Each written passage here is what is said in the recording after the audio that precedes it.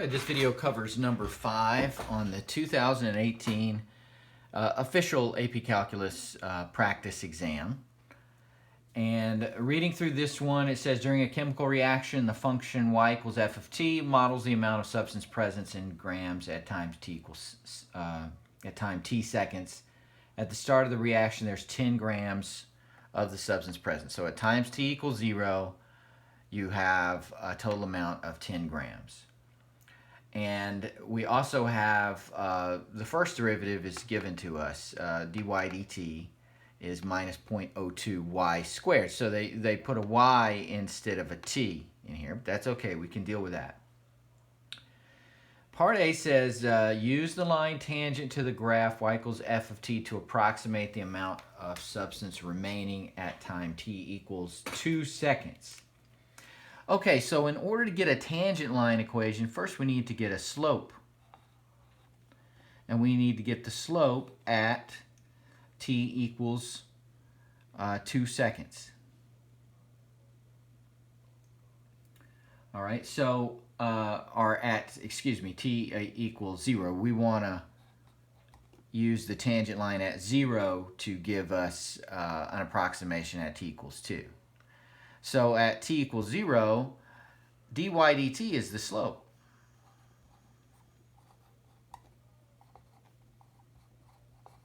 So when t is 0, we know that y is 10. So that's minus 0.02 times 10 squared. So minus 0.02 times 100, that's negative 2. So our tangent line equation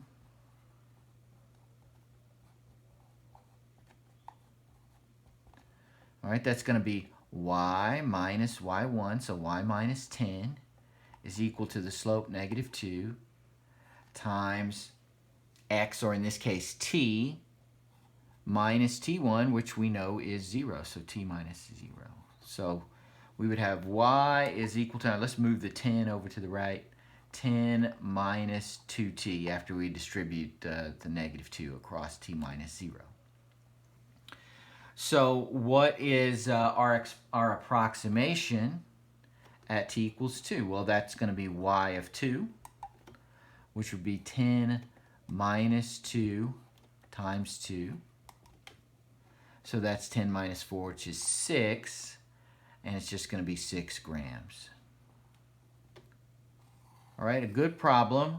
Don't let it freak you out that it's not a t here instead of a y. All right, we can still work with that. All right, I'm going to erase this and we will go on to part B.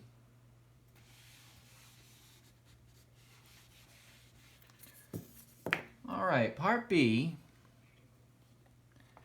you are, just put it in your view for just a second. We've got this graph here that decreases, y is positive on the for the whole graph. It decreases, decreases, and then increases. All right, so I'll just go ahead and draw that over here. A reasonable facsimile.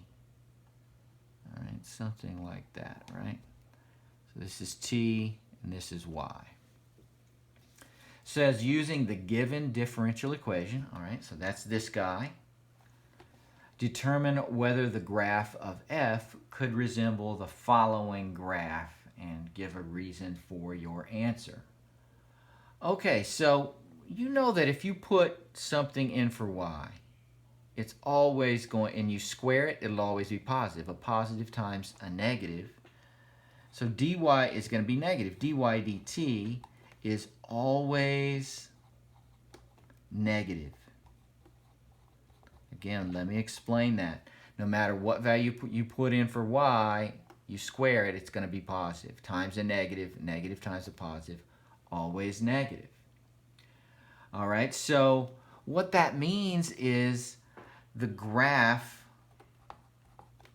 must always be decreasing, right? Because it always has a negative slope.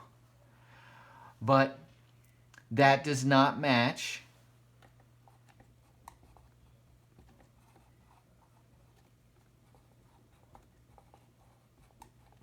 the graph to the right,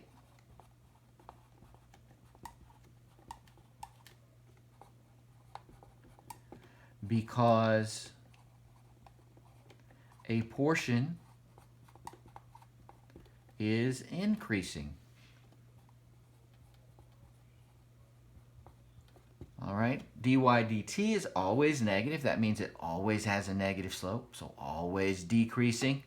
But from here to here, it's increasing, so it can't be the same. That graph can't equal our particular function. Okay, listen, I can see this being on the 2020 test. This is definitely fair game.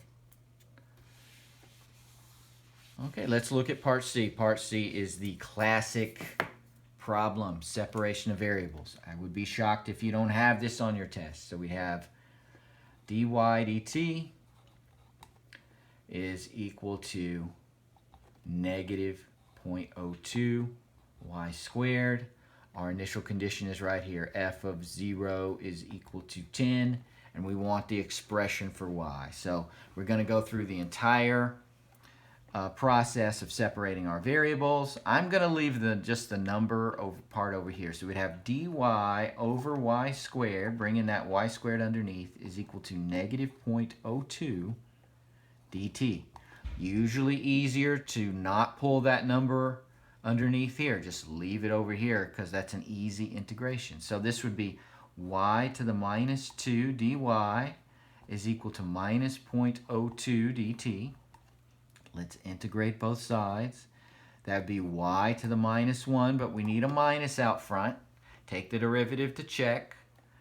And that's equal to, what's the antiderivative of dt? It's just t. So minus 0.02t plus c. You got to get that c in there.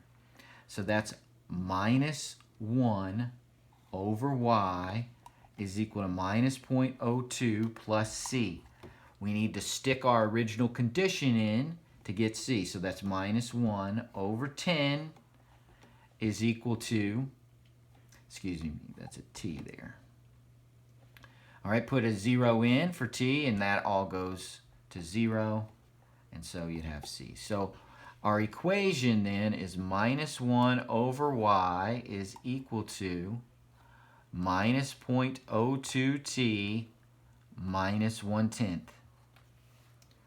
I'm guessing it's not cool to leave it like that. And since we have a minus 0.02, let's go ahead and change that to 0.1.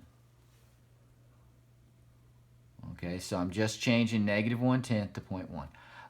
Let's multiply the whole thing through by y and then divide everything by this. So if you do that, y is going to be equal to negative 1 over negative 0.02t minus 0.1. My opinion is that is fine. Since they're all negative, you could also make them all positive, but make them choose to count off. I would leave it like that. Okay, so yes, could you divide negative 0.02 into 1? Okay, that'll go into 1, you know, how many times? I think 50 times. So it'd be 50t plus 10. You know, if you want to write it that way, but I wouldn't. You know, or excuse me, 50 over t plus 10s. I wouldn't do that. Just leave it like this, okay? Because if you screw up the simplification, they're gonna count off. All right, part D. Okay, I'm gonna erase this. If you need to pause. Part D is also a good question. So all of number 5 is a good one to study. It says determine whether the amount of substance is changing at an increasing or a decreasing rate. So changing at an increasing or decreasing rate is the derivative of dy dt. So we need to get the second derivative. So that's going to be, the second derivative would be, all right, 2 times negative 0.02 would be negative 0.04 times y, right? Brought the 2 out front, power rule. Don't forget times the derivative of the block dy dt, because this, we're taking the derivative with respect to t. So that's going to be negative 0.04y, and then I need to substitute this in for dy dt. So times negative 0.02 y squared. All right, so 4 times 2 is 8, so that's going to be positive. Negative times negative, that's going to be 0.0008. You can use your calculator to get that. Y cubed. All right, so that is for our the interval that we're looking at. Okay, that's always going to be, since y is greater than 0, then this is always going to be greater than 0 if y is greater than 0. You don't have a negative amount of substance, right?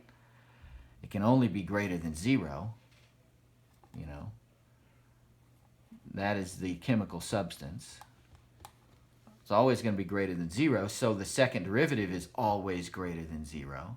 So it's always going to be changing, and you need to write this down, at an increasing rate.